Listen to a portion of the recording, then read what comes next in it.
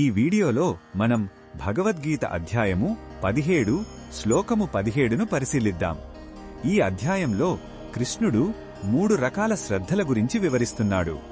ఇందులో భాగంగా సాత్వికమైన తపస్సు అంటే ఏమిటో అర్జునుడికి స్పష్టం చేస్తున్నాడు. మొదటగా ఈ పవిత్ర శ్లోకాన్ని భక్తితో విందాం.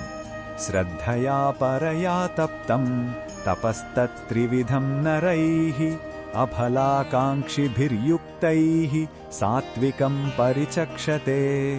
ఈ శ్లోకం అర్థం ఏమిటంటే, గొప్ప శ్రద్ధతో, స్థిరమైన మనస్సుతో, ఎలాంటి ఫలితాన్ని ఆశించకుండా చేసే 3 రకాల తపస్సునే సాత్విక తపస్సు అని అంటారు.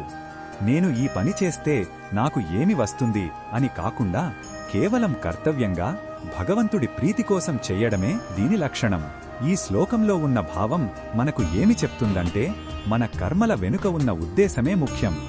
గొప్ప విశ్వాసంతో, నిస్వార్థ సేవతో చేసే ఏ పనైనా సాత్విక తపస్సుగా మారుతుంది. ఇది మన చర్యలలో స్వచ్ఛతను, మనస్సులో ప్రశాంతతను నింపుతుంది. ఈ బోధనను మన దైనందిన జీవితంలో ఎలా ఉపయోగించుకోవచ్చంటే, మనం చేసే ప్రతి పనిని ఒక సేవలా భావించాలి.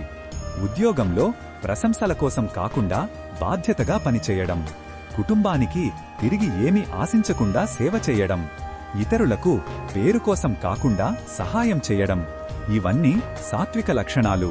ఈ దృక్పథం చేసే పనిలో ఆనందాన్ని ఇస్తుంది. మరిన్ని భగవద్గీత శ్లోకాల అర్థాన్ని తెలుసుకోవాలంటే మా తదుపరి వీడియోలను తప్పకుండా చూడండి.